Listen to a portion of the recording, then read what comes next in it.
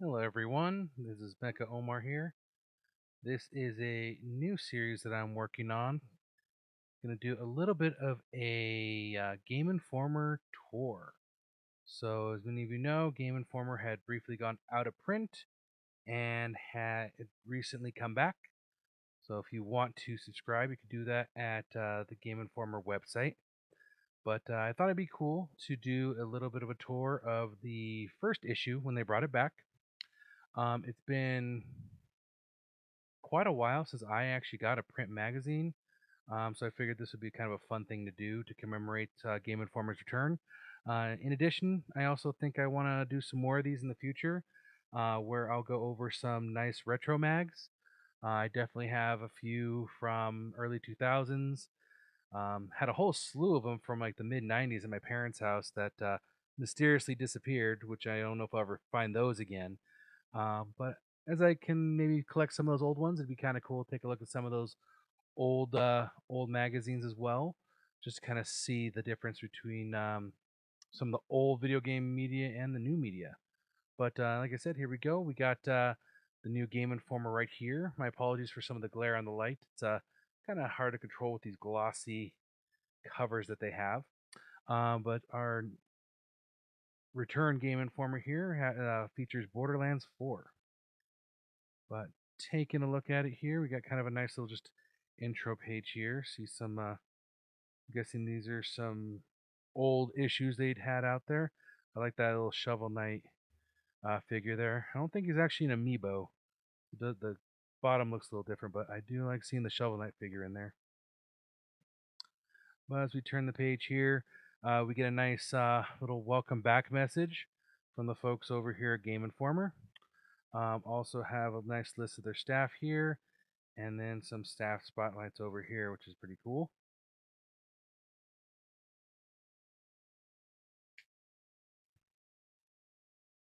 Kicking into the contents page here, it looks like they have a few items to spotlight, and then we get our first ad. Looks like this one here, though, for St. Jude Children's might not even be a full-on ad. Could be potentially something like a charitable ad or something like that that they did.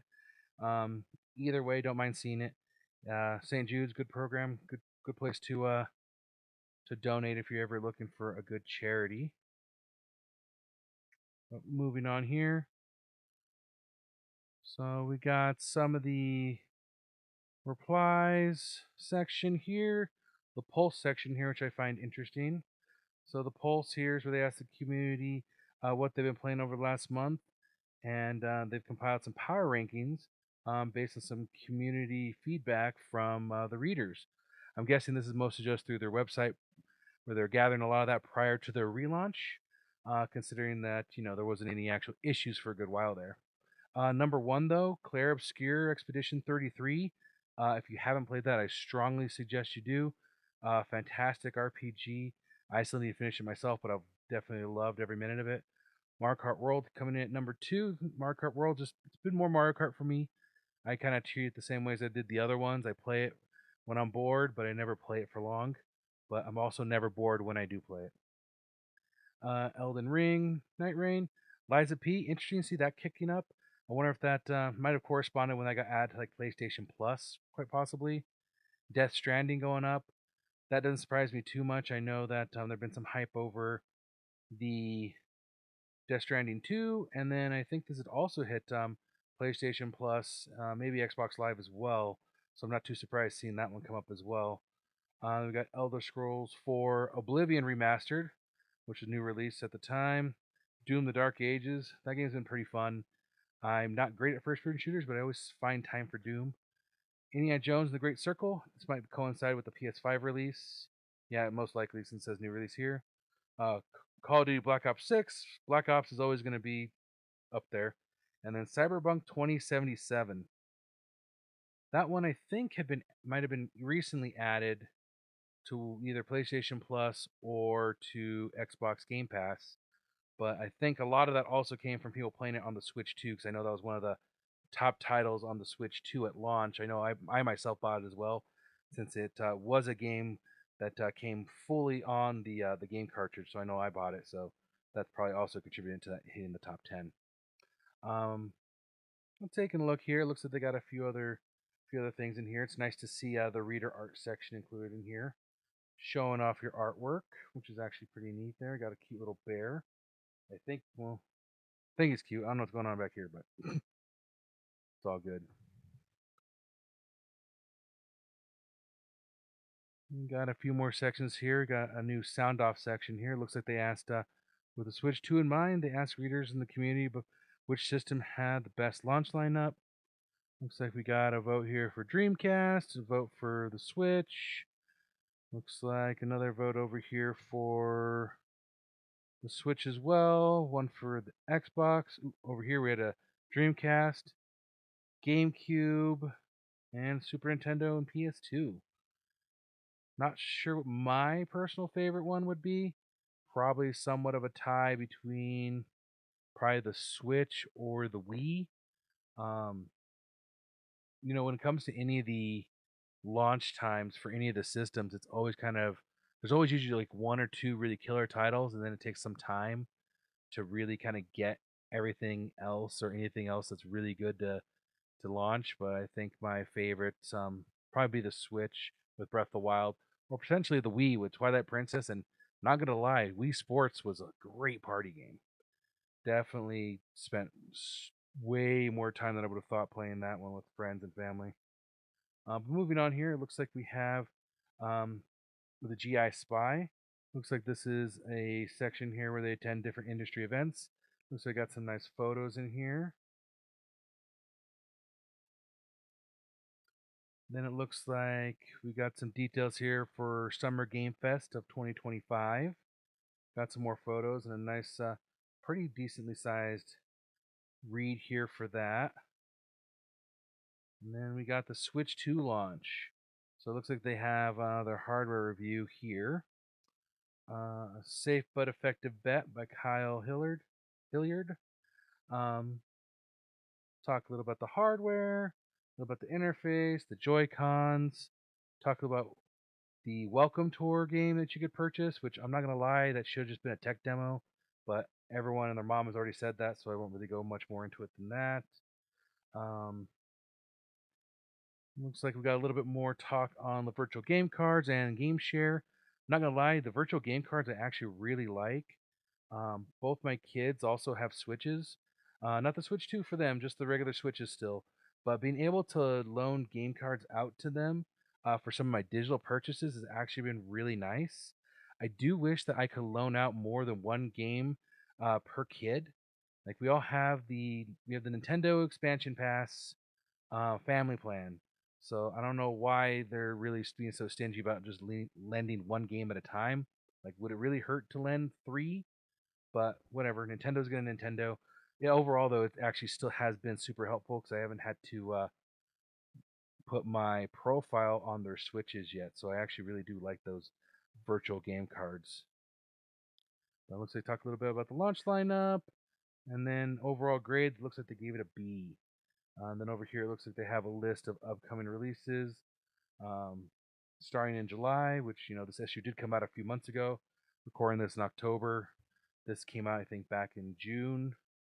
But we talked about Tony Hawk, Donkey Kong Bonanza, which that game was actually quite a bit of fun. Several other games going through here. And the most recent release has been Pokemon Legends ZA. Haven't gone around to trying that one yet. I know my kids will be all over it. I just haven't gone around to it. And then several games in here that were TBA as of 2025. Drag X Drive actually already came out, so that one's out. Hollow Knight Silk Song, that one came out. And then we got our dates for Age of Imprisonment, Kirby Air Riders. This Marvel Cosmic Invasion. I actually just saw the YouTube video for the release date trailer on that one, so that's coming out. I think it was December 1st, I think. Metroid Prime 4 coming out. So yeah, a lot of these have already been dated. So that's the fun part about looking back at some of these old print ads is they're definitely a snapshot of the moment where we had no idea when some of these were coming out, and some of them have already come out, and Silk Song's already kicked my ass quite a bit. But moving on, more stuff on the Switch 2. Looks like they go through a nice section here with some of the games that you can play. Hitman, Sonic X Shadow Generations, Legend of Zelda Breath of the Wild, and Tears of the Kingdom. The Switch 2 upgrade packs for those were awesome, especially since we have that expansion pass. Being able to get those for free was actually really sweet. The graphic upgrade on those, like between the frame rate and the detail, was actually a lot more significant than I expected. Really looks like how those games should have played, and it does feel a lot better, a lot cleaner, a lot smoother of a time going through on those with the upgrade. Um, I will say the voice notes are pretty cool too. They do add some backstory, and I think being able to use the QR codes to download other people's creations of the Tears of the Kingdom has also been real fun. I've definitely downloaded some crazy just machines of destruction that I've ridden through some monster camps that have been fun. So I think that was actually a really cool feature that they added. Um, Survival Kids, haven't played that at all. Pokemon Scarlet and Violet, I know those have some upgrades that have come out. Haven't actually tried it myself. My son beat Pokemon Violet, but on his regular Switch, we haven't actually tried it on Switch 2. The GameCube library has been pretty cool. I like that they did bring in Wind Waker. Really wish that we'd get Wind Waker HD and Twilight Princess HD, but at this point, that just feels like a fever dream. Zelda 40th anniversary is coming up, so maybe we'll get lucky. Who knows? Bravely Default, picked that up on launch day. Haven't played through too much of it. I played through a decent amount on the 3DS, so I didn't back in nearly as hard as I did on the remake, so I definitely need to go back to that. Fast Fusion got that at launch as well. Not great at racing games, but I did want to give it a try. It's pretty fun. If you're good at racing games, you probably get a lot more mileage out of it than I will. Cyberpunk 2077 got that day of, kind of like I mentioned before. That one, the game is all on the cartridge versus being a game key card. So I figured I'd pick that one up. I've heard good things about it. I just haven't actually played it yet. I was going to, and then I just kept getting distracted, as happens when you get to be in your 40s. And they have a little blurb here about Yakuza Zero director's cuts. All right, moving on here. Looks like they have a little section about accessories. So they show, a Switch 2 case, which I mean, those are all a case is a case. And we're seeing some kind of hype around different cases this year, this go around. But I mean, a case is a case. Looks like they got the camera, which honestly I'm not really excited about. I don't really care too much about the camera. I'm not.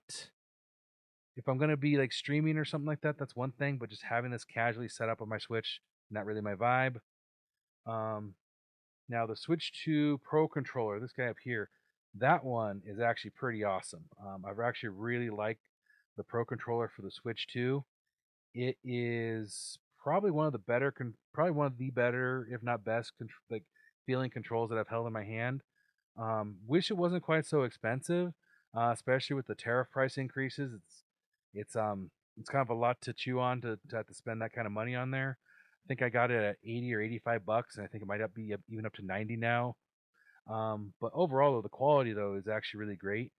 The only downside I had, and this is definitely a me problem versus anyone else, is the triggers being like on a brand new controller are just so much more sensitive. The way the controller just kind of like lays in my hands, I kind of just a little bit of the weight is on those triggers, and so I kept like bringing out my bow like in Tears of the Kingdom or doing something else, or I'm accidentally pushing those trigger on those very sensitive triggers on the back. But once I got used to that, definitely exit control. Haven't checked out the Lego Mario Kart stuff yet. We got the original Lego Mario set when it first came out, and a lot of the kind of like the add-on sets as well, but haven't actually messed with that as far as the Mario Kart ones go. But moving on here, they talk a little bit here about some resurrected game studios. I know Tango GameWorks was a big one. Hi-Fi Rush was like such as a critically acclaimed game, and then to see Tango get shut down shortly after its release was kind of crazy. But it's nice that that came back. Looks like they're also talking about another studio.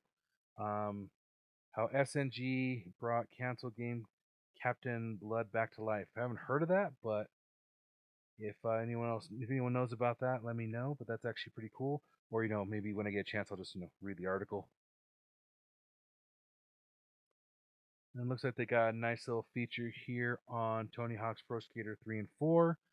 I know a lot of people are big fans of the Tony Hawk franchise. Me personally, I was never very good at those games. Just could never really wrap my head around it. So I didn't really play a ton of those. So I don't have as much nostalgia as others. But I'm glad they brought them back. There's a definitely a lot of people I know that really enjoyed those games. We have another feature here around, looks like a game composer here. Looks like an Austin Wintory, if I'm saying his name right. Looks like he composed for several different games. Looks like including Journey. I will say this blank spot here is a little bit weird for me. I understand like trying to show the guy from Journey kind of looking out into the maybe like into the sand, but it just kind of feels weird as a blank section, almost like they didn't have enough to write. And then we got a nice, looks like they have a nice retrospective here on looks like Alien Isolation, which I hear that game's fantastic. I haven't played it yet, but I hear that the Alien AI on that is incredible, and it's one of the scarier like survival horror games that you're gonna find. So it looks like they have a pretty good feature on this one. Still another weird like blank spacing here. I'm not sure what's up with that. And then, oh, great picture of a xenomorph here. That looks awesome. I always like how like the xenomorph has a is just like a giant head with a big old mouth full of teeth. Inside that mouth was another mouth also full of teeth. I remember I used to really have like the alien toys back when I was a kid, and I would watch the movies, which is crazy because I was like in third or fourth grade, maybe fifth at the latest. And those movies are definitely not kid friendly. I would not let my 9-year-old son watch any of those. And the retrospective continues. Cool screenshots from the game. Some more weird spacing in here. And then they move on to a tabletop section. But with that, I think I'll go ahead and stop this right here. This is kind of my first video in the series, so I'll do a part 2 on this later. Um, Depending on how these go, I think they'll get a little bit nicer, a little bit more focused in the future. This is just kind of my first time creating one of these, so my apologies for being a little bit rambly. But that's our beginning part of the tour of this issue of Game Informer. I'll be back later on with a part 2, and hopefully then we'll do some other magazines. I got my subscription coming, so maybe I'll go through like another new issue of Game Informer, or maybe I'll check out some classic ones. I know I got some old Xbox magazines. I got some PSMs. I got a couple Nintendo Power, not as many as I used to. Somewhere, some Electronic Gaming Monthly, and hopefully some Game Pro somewhere. So I'll see what I can find. But yeah, thanks for those who are here. Thanks for watching. Feel free to like and subscribe if you like. Otherwise, just see if the algorithm ever brings you back my way. Anyway, thanks again, and catch you later.